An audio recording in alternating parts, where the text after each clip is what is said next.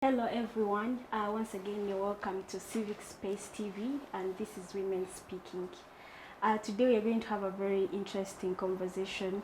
I know 2026 is around the corner and the question is politics. The answer is politics. Do we join or do we just support people that are in those positions? So today the conversation is basically around a woman in politics and elections, and we're going to look at how significant can we contribute to that cause of women in leadership and also empower other young women. And with me is a very distinguished panel with very smart and brilliant women that will be helping us to unpack this conversation. I'm going to invite them to introduce themselves, and I'll start with my immediate left. Please kindly introduce yourself to us and tell us what you do. Thank you so much. Hello, ladies and gentlemen. My name is Patience Nwagaba. I am a playwright and a poet. And sometimes I like to refer to myself as generally a woman. Yes. I'm a woman, yes. I am a youth leader. I am an activist sometimes, again. And I'm glad to be here. Thank you It's very much. such an interesting topic, and I look forward to really unpacking it, like you said. We are happy Thank to you. have you, Patience, and feel comfortable. To the next, please kindly introduce yourself to us. Thank you so much, Cheslin. My name is Sisi Nafula. I am a lawyer, mother, a leader, a social justice activist. I am a youth leader, to be specific, and so passionate about things concerning the youth, most especially the female youth, because that is my area, and the mere fact that I am a leader in a rural setting, I have seen so much of the stereotypes and so on in politics. So I'm just so much excited about this topic, and I feel like it's such an opportunity for us to unpack exactly what is happening in politics to the women, to the girls, to the female youth, and so on. Thank you. Thank you, Sisi. We are happy to have you join us on the show. Tracy, please kindly introduce yourself to us. Hello viewers, how are you? I'm so humbled to be here once again. My name is Tracy Mary Atkonda, a former NRM Mobs chapter chairperson, first female chairperson, and the one who brought the first NRM Guild president at Mobs. I'm a woman in leadership advocate, girls and mentorship space, and very many others, but I'm so humbled. I was invited for this show and I was like, oh God, how did you know I would want to talk about such a thing? So I cannot wait to hear the brilliant minds out here, and I'm so happy to be here once again. Thank you.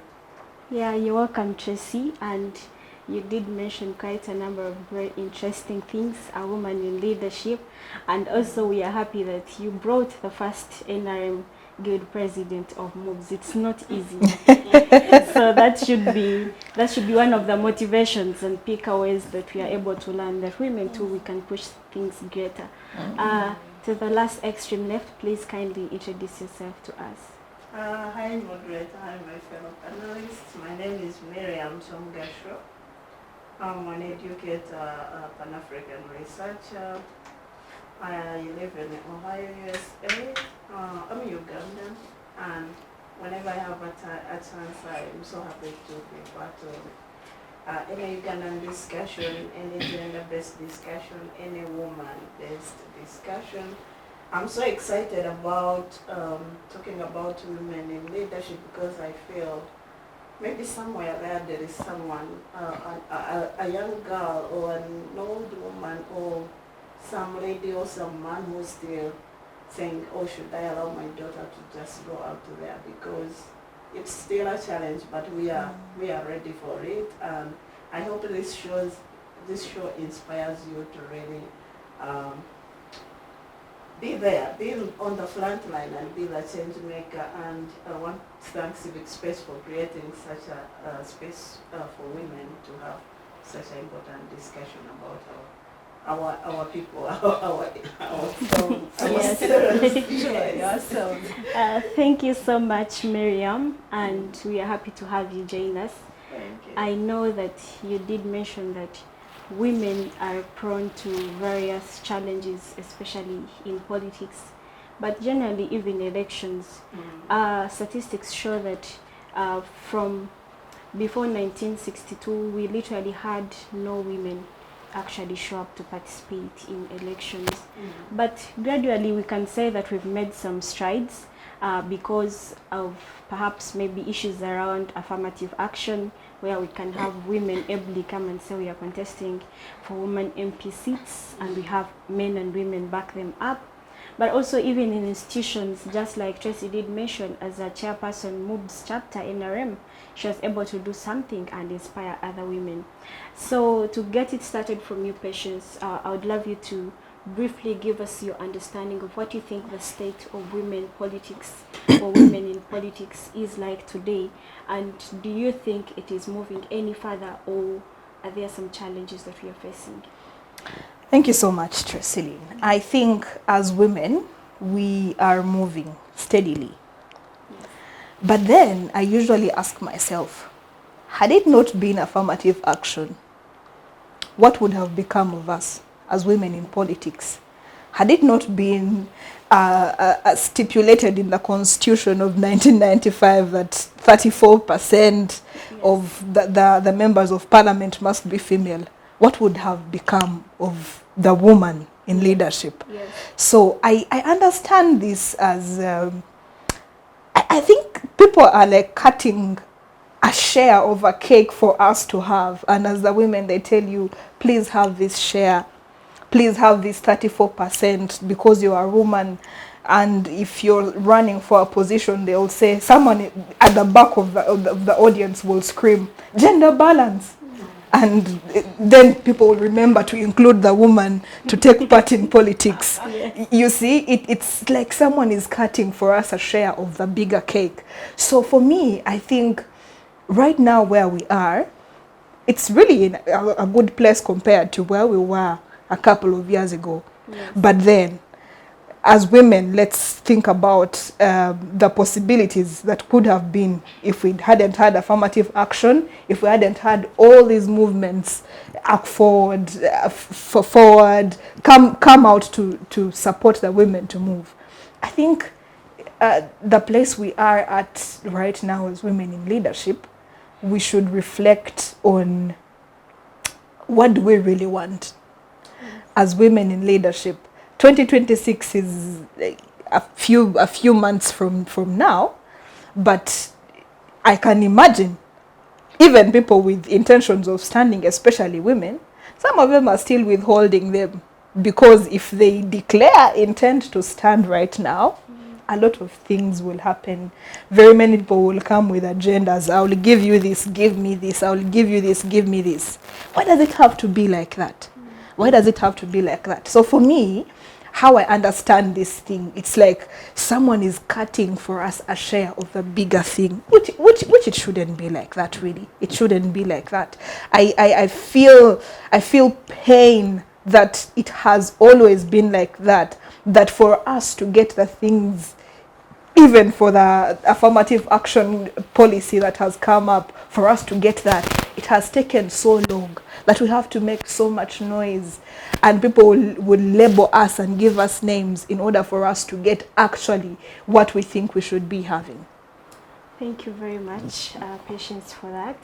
I'll get to you, Sisi. I know Sisi to be a leader, especially in grassroots.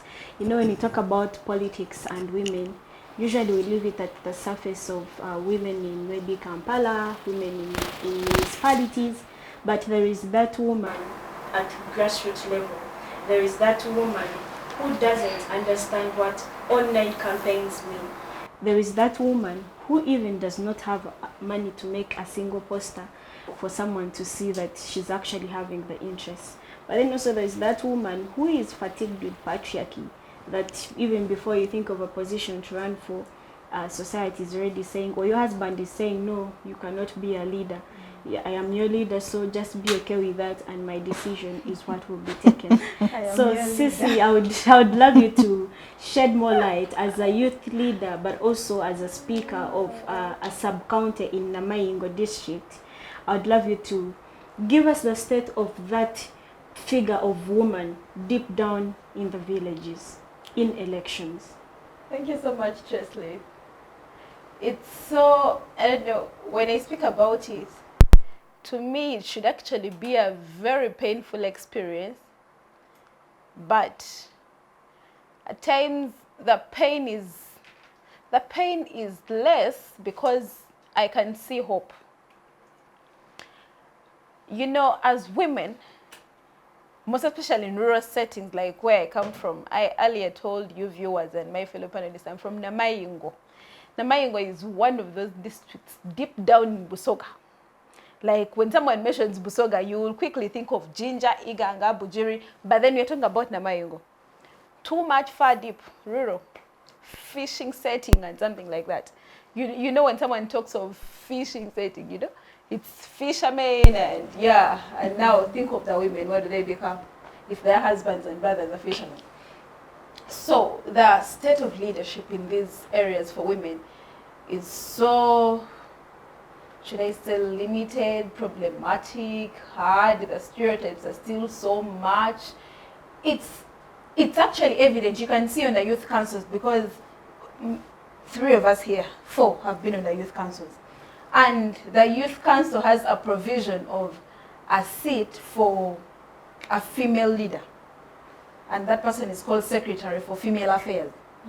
On the village, parish, sub-county, district. But it is very possible for you to find that on the 9 people on each of these councils, you will find 1 female who is in a position for Secretary for Female Youth.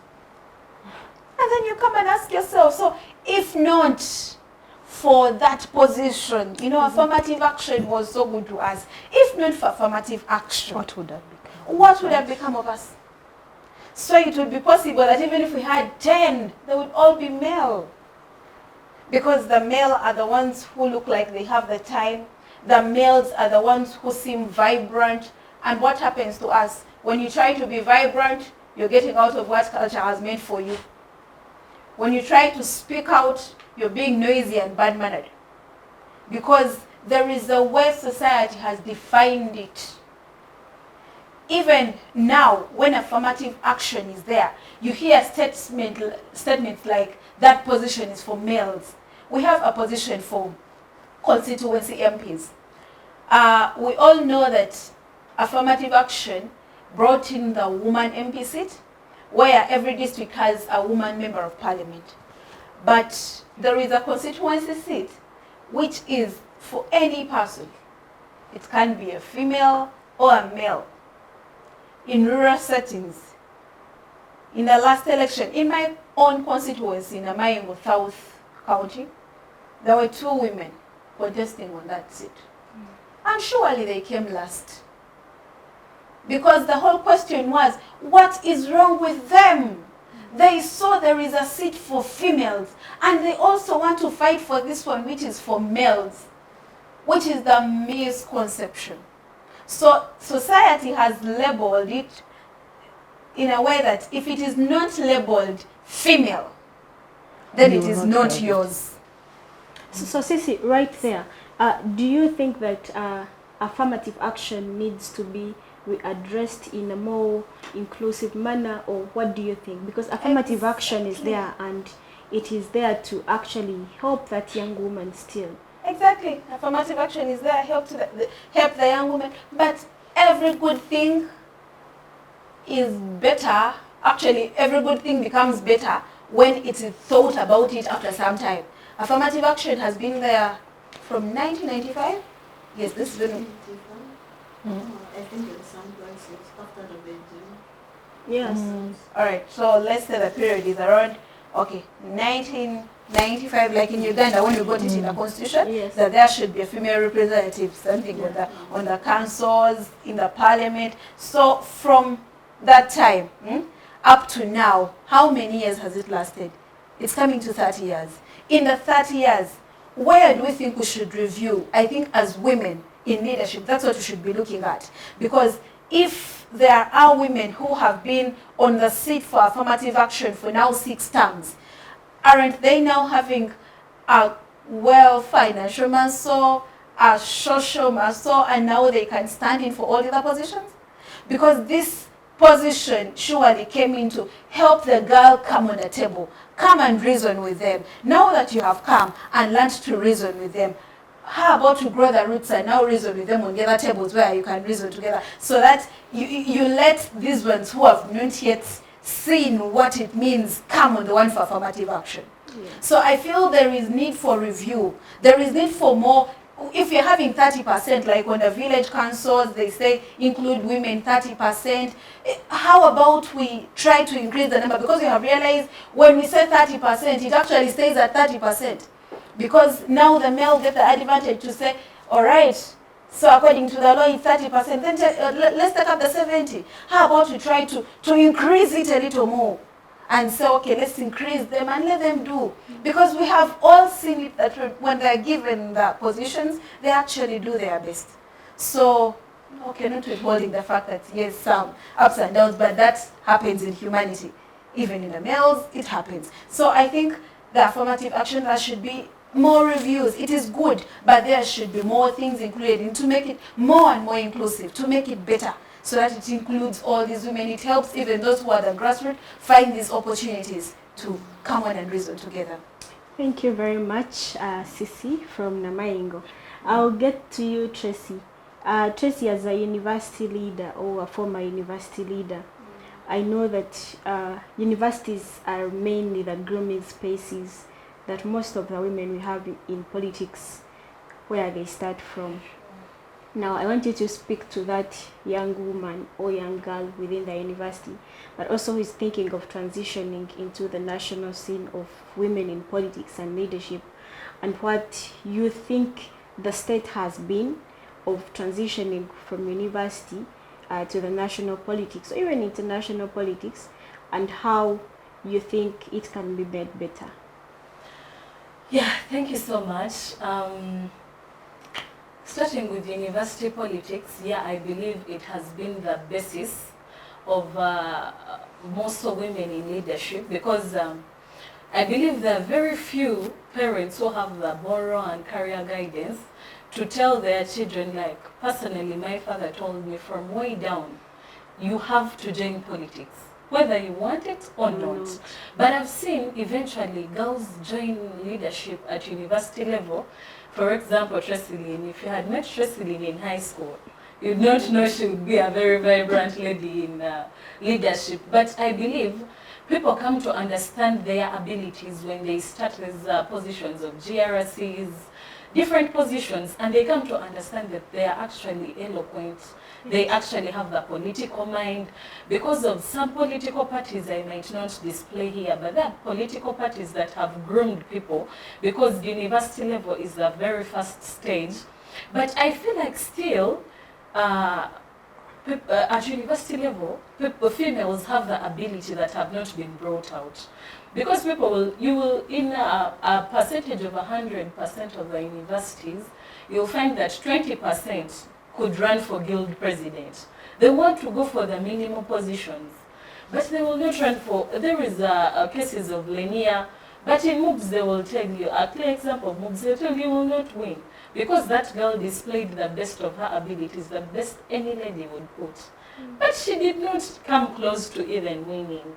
So I think we still are lacking a lot. There is a lot to display, because we need to give these ladies confidence down here, such that even when they are up there, they have the capacity. Because all the leaders, the Rose Namayanjas, the Nabanjas, they started from down here. At university level, they participated in the politics, and that's why they are flowering up there. So I feel like university politics is really a good ground, but we are down here in funny positions. We don't run for the big positions, and which affects us in the outside politics. because we are worth better, but we are not bringing out the better because of the social values, even at university level. And the other biggest problem is, as females, we don't support our fellow females. We actually bring them down. You will hear things like, where was she even going? Does she think she can win? Like, you become a laughing stock. Even I believe in the next 2026 election, you'll not see women running. Why? Because they're laughing stock. Everyone will think they're a joke. Because they have not been given the mantle to think they can make it. Because it all starts from down here. If you cannot run for guild president, what makes you think you'll have the confidence to run for presidency? They think it's a weak. But I think if it starts from the university level, we take an equal share, just like Patience says. We push on such spaces, come to such spaces, learn, get knowledge. Then what will stop me for going for NRM and I run with the president for the ticket, for the flag? So I think starting from the lower levels, we have just not pushed harder, and we have not been supported by our fellow women because we are the biggest percentage in Uganda. If we decided to front our fellow women, trust me, we would produce a female president or many female leaders, because we have appointees. Vice president is an appointee, but the direct elected members of parliament, direct elected councillors are male. That's just like what Sisi was saying. We are not running for the direct elected positions just because of the affirmative action. But because like now in my place in Ntungamo, only Janet Museveni, people like Betty Nambozi, people like Win Bianima could run for those positions because of the socioeconomic imbalances. They have the mantle, they have the capacity to run for such positions. But now sketch a girl like me, Tracy at Kunda, running in Itongamo constituency with people who have run for more than 5 years. They have the money, they are lawyers, they are what do I think I'm going to put on table? So I think it all comes with even the financial imbalances from down here. I think we still have a lot to do, even at the university level, because it's the one that produces the leaders that we have. Yeah. Thank you very much. You talked about financial imbalances. I also would imagine right after campus, I am running for woman MP seat, maybe in Ushenyi or somewhere. Literally, even struggle from how do I get posters, who do I reach out to, and then the politics that plays within these districts is quite challenging. But we shall be getting back to you. I'd like to get to my sister Miriam. Generally, from your world or point of view, what do you think the current state of women in elections or participation in leadership is, and how do you think that can we make it better? How do we make it better? I think, like my fellow panelists, the women participation in Uganda so far is better than what it was before. Yes. It's really good. We shouldn't really undermine ourselves. We have taken strides and we have really achieved something. My panelists talked about affirmative actions and appointed seats, but look at the speakership. We have had 2 women speakers consecutively, and that's a straight competitive seat, and they've successfully competed. They are competent enough. We have seen so many leaders in so many sectors, the business, the private sector, the government, the ministers. You know, I think the girl child today growing up has so many role models than we had in our years, because, yeah, let's give credit because of affirmative action. Yeah, I think the only thing with affirmative action, especially the way it's run in Uganda, is I think there has to be some revisions, like how do you manage the affirmative seats for women at all levels? Should there be limits? If the women, the seats are there to empower the women so that you are able to compete, so that you build the capacity and the muscle to really be competitive at any other level. Then maybe like after 2 terms you are equipped enough, to join the mainstream politics, Yes. and you're able to compete. But then, that said, affirmative action is still needed at every other level, because we still have the barriers, the systematic barriers, the cultural barriers. Earlier before the show, we were having a small discussion about the cultural hindrances, those things like a French philosopher said that men are born equal, but everywhere they're in chains. Like men and women, we are all born equal. If you're really involved with kids, like at that level, the young level, the girl child is very vibrant. Even at secondary school, you see them, they are competitive.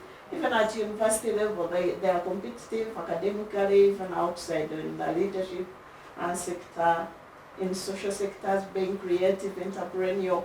At that level, they are very competitive. But then what happens when they leave that area and go into other spaces? Then the society blocks, that those glass ceilings come in and hinder their progress. We have cultural beliefs. When a woman is married, they have another boss at home, and then they have the cultural barriers. You have that extended family telling you, our man can't do this, our daughter-in-law can't do this. And then you also, like, ingrained, there are beliefs we put in ourselves that limit our growth. Like you say, okay, I'm a mother, I can't do this. I'm someone's wife, how are they going to see me competing with men? How are they going to see me campaigning at night in a bar? I mean, if that's the space, why not? If your husband feels you can't go there alone, let him escort you. But I think all these are growing pains, like it's a process, it's work in progress. We have learned, we have made mistakes, we have learned from our mistakes, we see what is possible and what is not possible. And when it comes to women participation in Uganda, I think we should take time to thank our trendsetters, our pioneers, those women who really came up to speak when nobody could imagine that they can do that. Those women who really had to, in my language they call it kubande chaka. You know what? To build the push and create that path for us. For us, when we talk today, we have role models, but for them they had nobody but except themselves, and they had that self-belief.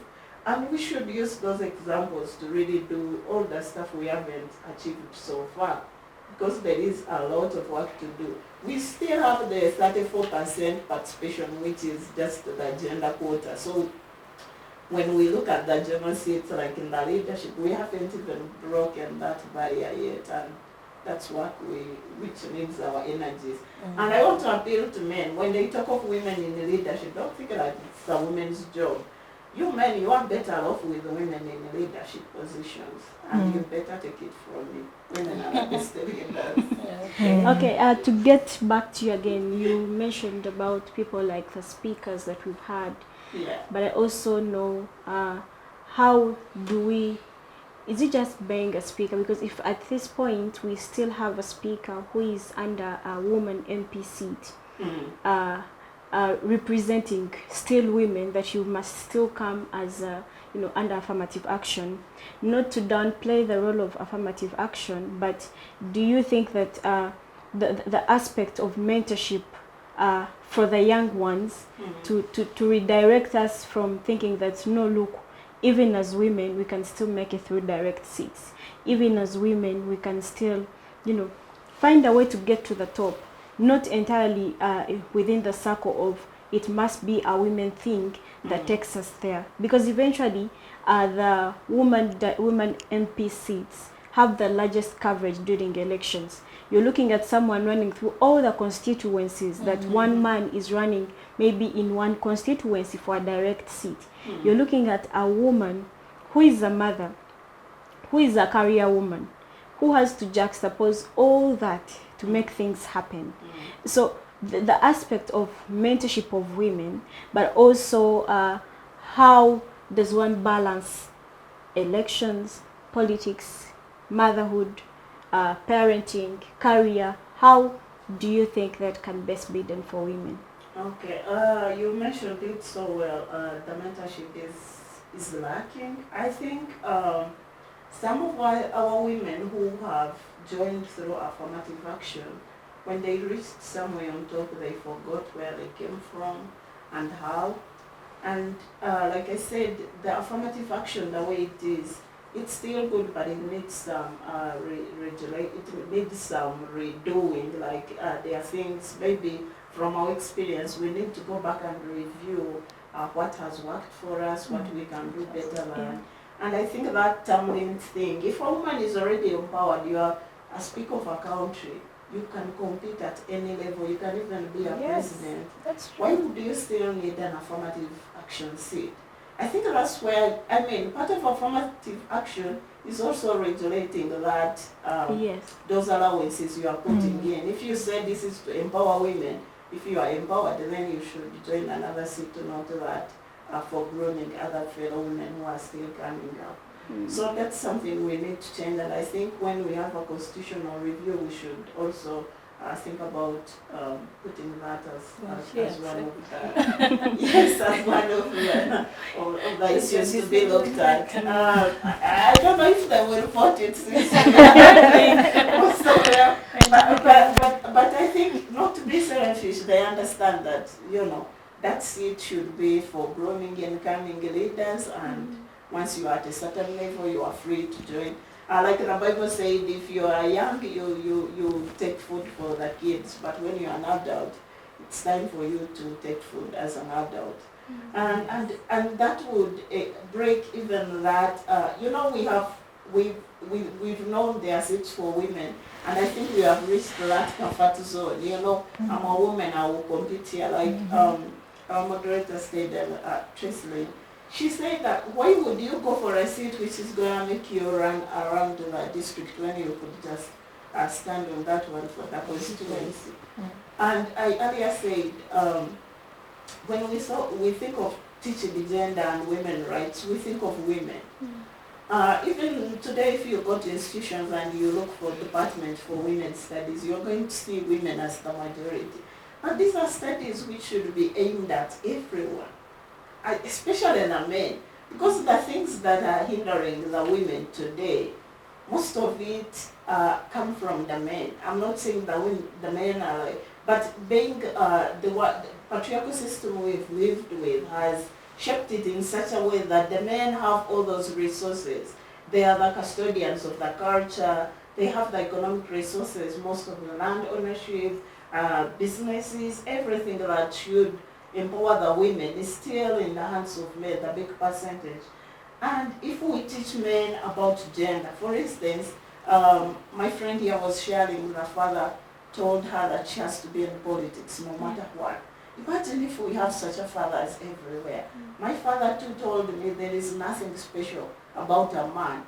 He said actually women are more smarter than men. I don't know whether that's scientific or that's his belief, but that's what I know. Because I would, even at home, it's the mother even running the home, the father okay brings the bread and the sugar, but it's the mom who knows how the kids balancing in nutrition. She's managing her family resources. She's even managing the man's welfare. So it is. I grew up seeing the women like the overall, like they are even like the small gods on earth. So we need to teach our boys that you need a woman to prosper. And actually, if you look at the bigger macro level as an economy, if you have more than 50% of your population as female, the case as is in Uganda today, if you don't empower those women, what are you doing in economic development? Because that's the force, that's the majority first of all, and given our culture, we even know that women are more economically productive, even in the subsistence economy, they are more economically productive than the males. The males are occupying some space in leadership, in whatever, because of the cultural beliefs we have. But given a chance, if you put a woman and a man in the same position, if they don't perform the same level, the woman is likely to even perform much better because of the cultural grooming, this being nurturers and being housekeepers. We really have gained a lot of knowledge culturally that we can put in all sectors, the economics, the business, the academia. So all we need is the opportunity. Okay, thank you so much. I'd something like, that was left out in the conversation. yes, Something you asked about how women handle balancing the family, the children, the elections and leadership. Okay, that one, empower the man. I earlier said that if you are going to campaign in a bar at night and you are scared, why can't your man escort you? And that man doesn't have to be your husband. It could be your brother, it could be your friend, it could be... and what do we fear? We fear men. Why are you men so scared to women? When you want to attack us, let the man be free. And I've seen men, the best man you can find there, even as a colleague at workplace or everywhere, is the man who is gender sensitive. The man who has knowledge about women's rights. He's the best person to work with because he knows how to balance the workspace, he knows the needs of fellow colleagues. Like he's the one who is all-rounded. In life we have male and female and even other sexual minorities, but the majority are male and female. So if you don't know about the needs of a woman, what type of life are you living as a man? And actually on that same thing, it's where I always advise the girls, because in most cases we start out as girls, then become women. The girls who want to involve in direct politics and so on, most especially those who are not yet married. I keep telling them that the choice of the man you choose to settle with determines whether you will stay in politics or your political dreams will die there and then. That kind of man determines whether, even after you have now separated, because at times this political engagement of women, at times it even causes divorce in some families.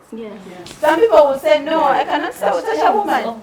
But at times, even after you have divorced, the impact, in the law we used to call it the ghost of who? Matov. The ghost of Matov. In most cases, even after these women have gone away from these homes, that ghost of that marriage haunts them in their next what? In their next political agenda, because people will keep saying, she even failed in her marriage, she even failed to bring out her kids, now what is she going to lead us in? So it is so important that women who want to involve in leadership choose wisely who to settle with. If this person already shows signs of not supporting you in your leadership journey, not because the support, you require financial support, you require social support, but more you require emotional support. Because elections, you can invest your whole in an election and lose. If this person did not support you in the first place, you lost our money, now see that children are going to sit down because you chose to take your money in politics. Now, life will become hell for you. So it is so important that women who are interested in political spaces be wise while choosing partners. Women interested in politics, be wise. Who are gender alert. Because we are the mothers. Let's nurture them from... Okay. Get to the good boys that will be good husbands. And good Interesting. Women, choose your partners wisely if you want to be in politics.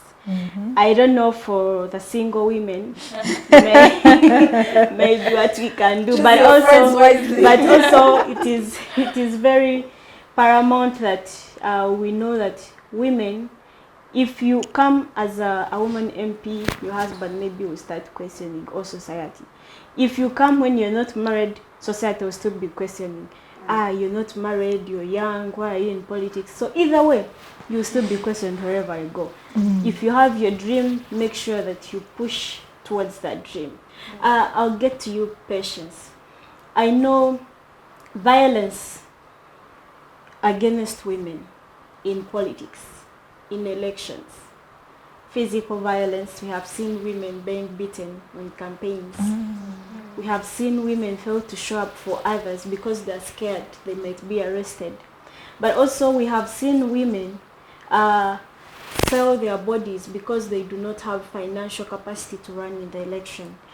We also know that violence has an aspect of emotional violence that you did talk about. Before you put up your poster, someone is like, how does that one's eye look like? And how does that one's nose look like? And you find that there are some things that you can never share, but inwardly, your mental health is at stake. I want you to talk about how violence against women in elections can be redressed towards accepting in more women join the cause, but also having more women empowered in the election processes. Thank you so much, Tresseline. Now, despite us having this conversation and having political aspiration, before we are activists, before we are anything, we are human beings. I must say, humanity has escaped very many people these days. People are just existing. People are no longer living. Especially people who have agendas, political, social, economical, you name it, anything. People have stopped living. Everyone will have an agenda. For when they see you, they will ask you, where do I get, how do I get, what do I get out of all this? So the best way to go about cases of violence, and especially women who are in politics, be each other's keepers. You don't have an option, but find sisterhood. Find it in your heart to support each other. Find it in your heart to be behind someone else. If a sister is saying they're going to vie for a position and they have to go and meet someone in their office, offer to go with them. Because if you go with them, the person who is in that office and they are a potential offender, they will be scared. And if they're not scared, they'll not do it because you're there. So the only way, not the only way, but the most efficient way for us to combat some of these violence against women, the cases we've been hearing nowadays, first of all, is to be each other's keepers, especially women. Tracy talked about how the women tear each other apart when they are running for positions. There's no need to do that, really. There's no need to do that. You know, they say, does she think she's better than us? Exactly. Okay, Exactly. So everything becomes a competition. Yeah, and yeah, actually, it is surprising that even when someone is offended sexually, emotionally, some of the women will actually be like, what did she expect? She took herself there. How was she dressing? How did she speak? How did she appear? You know, that kind of thing. If only we thought about the importance of humanity, if only we thought about how to be good human beings first before we run for anything. Even the men could not be the only offenders, because even fellow women can be offenders. Sexual violence can happen, you know, as much as it can happen as well.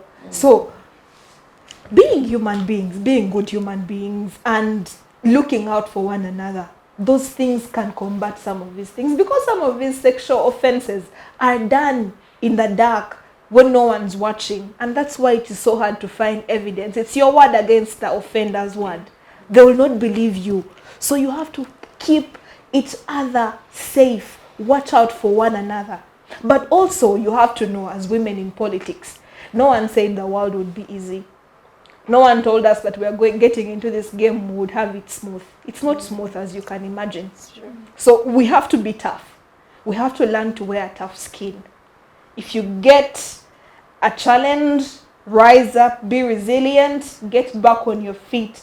Because at the end of the day, you know the agenda you're pushing. Yes. At the end of the day, you know what you want to achieve. As a woman in politics, you know what you want to get out of it. So we need to develop thick skin. If someone tells you you're too loud, if someone tells you you're too outspoken, if someone tells you you're being indisciplined, a woman should not say this, a woman should not do that, don't care. Because I mean, you're in this for the long haul. So you have to put up with everything that everyone tells you. And one thing, as I like to think about this, we don't exist in a vacuum. As earlier telling my friends when we were talking before we came on the show, we don't exist in a vacuum. We are existing with people, especially the men. It's not a one person's call. If a woman is being violated, if a woman is running for an office and they're being asked to give sexual favors, and you are a man and you know about it, you don't have to stay away. Do something about it. Because if you talk to your fellow man who has intentions of getting this thing that you know, maybe they can hold back. Yes. Maybe they can think Otherwise, maybe they can say, maybe I shouldn't do this. You know, it's everyone's fight. You have to think about the fact that this person that you are offending, sexually or otherwise, or emotionally, or someone that you're body shaming because they are woman, their nose is too big, they are too big, they are too small, their bones are out, they're very skinny, you know, please think about the weight. What if someone usually used to tell me the offense you're committing on someone, what if it was your mother or your sister or your friend or your relative or someone? What if it was that person in those shoes? How would that sit for you? So, That woman is exactly. someone's sister. And if that woman is going to be, some people, but God forbid, if a woman, for example, is gang raped and they have to face this big commission of men all offending her at the same time. Now imagine if it was someone dear to you in those shoes, and because they are running for an office, you say it served them right. You know, for me, you have to be a human being. First, be a good human being. So I think it's the most important thing. And remember, apart from elections and politics, you will exist. You will go in office, you will serve, you will come out of office. Then what next? Then what next? What do you remain with as a person? So think about that very carefully. So for me, I think that's the best way to fight for violence. Look out for each other. Be a good human being, generally. Yeah. Okay. Women out there, be each other's keeper. Show up for women, support them, because there is beauty in support systems. Thank you, Precious, for that. I'll get to you, Sissy. I know that partly some of the offenses around the elections, issues around by elections, but also issues around election irregularities are most likely to affect women because they do not have a voice. Now, as a lawyer, I would like you to give us some of the electoral laws or reforms that you would suggest would make it a bit easier for women to equally participate and feel that actually election processes are a safe space for us, that we have voices even when things don't go right. All right, thank you, Tracy. So, in electoral processes and reforms and so on, as of now, we know that the election process or period starts at a time of display of registers and so on. Number one thing I would encourage all females and all people who want to participate in the electoral processes to always start when the process starts, because it is easier to follow up legally on something that you know where it started, how it has moved, and how it has ended. Because in most cases, very many cases of electoral petitions that go to court, many of them actually are unsuccessful because people see the irregularities on the last day, on the day of the election, and they're shouting there was ballot stuffing, there was this, while transporting the ballots were changed, there was miswriting, we have something different, and the person who took had something different. All those things can happen. And surely there is a legal way out. But this only happens to someone, number one, who has the knowledge, number two, someone who knew the process and who knows how to handle the process if things don't go right or wrong. Women, right now, it is important that we learn to use the few gadgets that we have around. Because we know the biggest form of election malpractice is voter bribery. Who has the money? We all have the money, but more the other gender. Sisi, talking about that, what of the women in your communities that do not have access to funds? Yes, I'm getting there. There are those who don't have access to funds, but in the whole community, at least there is one person who will have access to a phone. So that one person who has access to the phone So that's why actually get back to being your sister's keeper. If you saw something wrong happening, you don't have a phone, you can't capture it. Call someone that has a phone, let them capture it. Because we see elections coming close and people are coming with things of, I'll build for you a school now, what we are. This is voter bribery. These things are happening and now we are seeing them as favors, and so the people that have the money are taking it all. So you man with the influence, with the nice words, with the very many action plan, and you're ready to do your good things, you cannot do them because there is someone who has made the electorate think, oh my God, this is the person, this is the real deal. So it is important that we know how the process is meant to move, what is wrong and what is right. Because even these things that people keep saying, they come to our churches and say, now I'll bring you all the windows out. While you're in the electoral process, when the process has started, that is wrong. And women are clapping. You know, in my language, they come telling them, Musikala CMA, it means like maybe in your circle or in your chibina. I am going to invest in like more 5 million. Please make sure you vote for me, because if I can bring 5 million now when I'm not the MP, now when I become the MP, and in like 3 weeks, the woman has brought like 1 million. Then all these women are the most excited and they are going to advance that agenda, you know? So the money agenda is advanced, and now the no money agenda, even with the ideas, even with a good manifesto, no money agenda, get back. There is one who is investing in our circle. But also, Sissy, maybe just to cut you short, just before that, maybe we could first listen from Tracy, okay, and then we'll get back to you. Yes, Tracy, so in your own understanding, what do you think should be the way forward for a right, clear path for women to be in political spaces?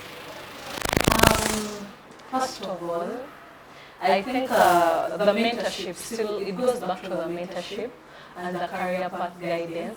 I feel like more of parents, guardians down here in the primary, secondary school, high school, university, try to teach your girls, show them that they are confident. Tell them that, like, you know, we always need assurance. Assurance all the time. Tell me, Tracy, you can manage, you can make it. Tracy, you can stand in front of people. Tell the girl, when you stand in front of, you know, my father always told me, I'm sorry for keeping on referring to him, but he always told me, the first step of confidence, when you stand in front of people, all the people seated, you're more intelligent than them because they want to listen to what you're saying, because they don't know what you're saying. So make sure before you step in front of them, you know what you're bringing to them.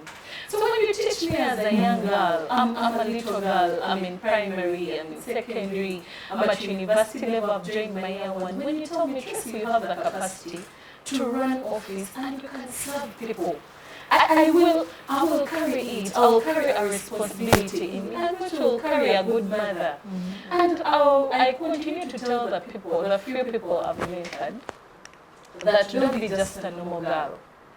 You know, we are told that we are told to wake up, go to school, get a job. After getting a job, get married. Graduate, get a job, get married, period. That is your life. But what if we tell our girls you're more than that? What if we teach our girls that travel countries, go for a UN meeting and you can represent your country? What if we can, do you know that encouragement? Yeah, I just tell girls, don't be a normal girl. Stand out. You want to reach on a wedding and they tell you, the former woman MP. You know how it feels.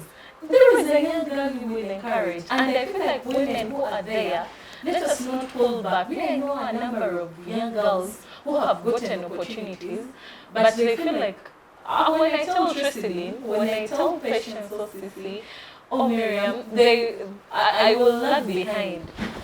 Let me leave them there, because the moment I know Tracy's capability, the moment she gets this, she taps on this opportunity, she's going to go further than me. So they're going to hold on to whatever they have. I feel that even the people who are there, even women MPs, even the people we have elected in positions, even the people who have been there in positions, they should do their best to pull even those who are down. Even when you move to your village, at least before you leave the 5-term office, make sure you give yourself a target of at least how many girls at a time. Yeah, and I think we should invest more in education because yes, 87% of the ladies have pushed to the formal sector. But I believe that our education is not equipping us enough because it should be not just about the books. What chemistry have you studied? What biology have you studied?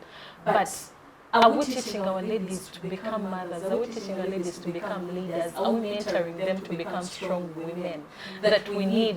You know, there is a lady who stands up and speaks and you're like, yes. Yeah. Yes, there is a lady who stands up and they speak and you're like, yes. In your concluding remarks, Miss Mariam, I would like you to just briefly in a minute to tell us what you think the role of civil society and other NGOs can be in championing inclusive spaces for women participation in elections. Thank you, Cheslin. I would like to first comment a little bit of what my fellow panelists hinted about the women putting their fellow women down. You know, in the psychology of oppressed people who are oppressed are like grasshoppers. You know, grasshoppers, you put them in a bottle, but they are eating each other to get out. Instead of joining hands and pushing the bottle top, they eat each other and all of them end up in the bottle at the same time. So most oppressed people have that tendency of fighting each other instead of the oppressor or the oppressing forces. And the women also have that, like if you are not pulled down by your in-laws, it's your fellow sisters, your fellow OGs, even your workmates. Like instead of supporting each other to really go up the ladder, we are pulling each other down and we all end up down there because you have, even if you go down up alone, if you have nobody to support you, you can't stay up there. I think my colleague here said it's all about the role of civil society, and everybody in leadership, I think, have a role of mentorship. If you know something that can empower your fellow women, whether you are in church leadership, whether you are in private business, say it, do it. Talk to that girl, tell them that they can do anything they want to do, nothing should stop them. I'm always baffled by, I've always wondered about, you know, women, even if today you assess the performance of the girl child at the A-levels, PLEs, and then university level, you're going to see women outperforming the males, the girls are performing the boys. But then when you go up the ladder, like on the leadership, in the corporate world, in the business world, where do those bright girls go? Where do they disappear to? And that's that invisible ceiling. Those are the things we really need to investigate and break as civil society members, as mentors, as women in leadership. We need to go and inquire into our culture, into our social well-being, into our teachings, into our lives, what hinders the girl child to go beyond a certain level. Today when you aspire, like she talked about the former woman MP, and then it looks like an achievement, but it's not. Being a woman MP shouldn't be a full stop. It should be a beginning of something more. If you were a former, why can't you be a president? Why can't you be a former presidential candidate at least? Why can't you be a former director of UEB, another organization, a big organization? Why can't you be the head of anything East African or Africa? Those cultural things like you've raised kids, you have to stay home and take care. There is always one space about, I'm sorry, I'm going to be under 1 minute.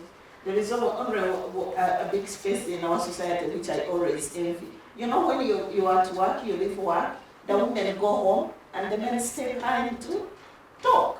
What do they talk about?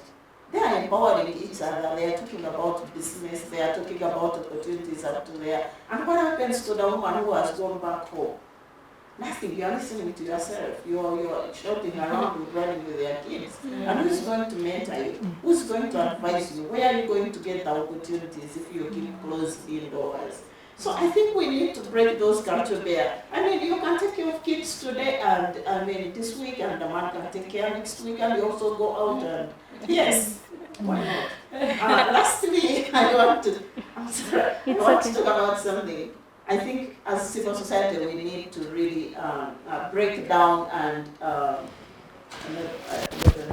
Deconstruct. the word feminist. If I say I'm a feminist, what do you think? Being a feminist means someone who supports and works to empower all humans to live up to their ability and well-being and enjoy their rights as humans. Actually, most human rights activists, whether you are male or whatever, they are feminists because they fight for women's rights and human rights. Okay, thank you so much for that interesting conversation. Unfortunately, our time is really fast spent. So just in 30 seconds, I would request you to give your parting shot, starting with you, Precious. Please keep it 30 seconds. Okay, thank you so much. My parting shots, one, as women and girls in political spaces, have a purpose. While you're there, do not lose track of that purpose. Do not lose sight of that purpose. Because if you know where you're going, everything you're doing will be towards achieving it. If you get lost on the way, then we'll not really be able to know why you were there in the first place. And also, remember to pray. Remember to pray. Remember to pray, because it's tough out there. But like I said, no one said it would be easy. So you need the strength of the Lord every step of the way.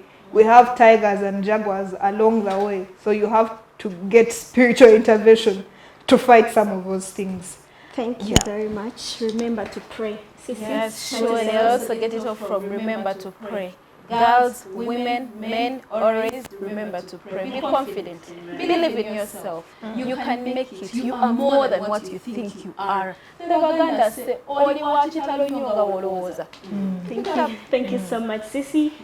Tracy. Rebecca Kadaga once said that women have continued to prove competence, so we should break the barriers in order to participate in decision making.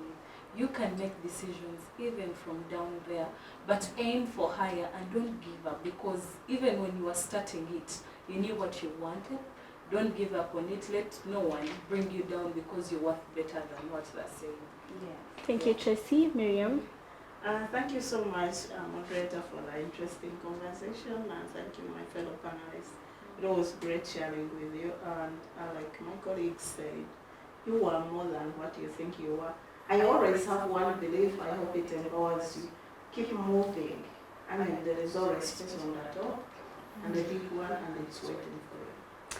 Keep moving right there. It's been a very interesting conversation on women speaking, where we discuss the significance of women elections ahead of 2026, and we implore all of you young women and old women to be part, because the decisions that will be made are decisions about you, our decisions about our healthcare systems, our decisions about your way to day lifestyle. So I've been having a very beautiful panel. Miriam there. I've been having Tracy, who is the former NRM chapter. I've been having Sisi Nafura from Namaingo. I've been having Patience Nwagaba from Girls and Mentorship. And I've also been your host, Cheslin Ankunda. I hope that we meet next time. This is Civic Space. And thank you, Center for Constitutional Governance, for making sure that this always happens. We want to thank the team behind the production, and also to remind you that subscribe to Civic Space TV. Thank you. Freedom always.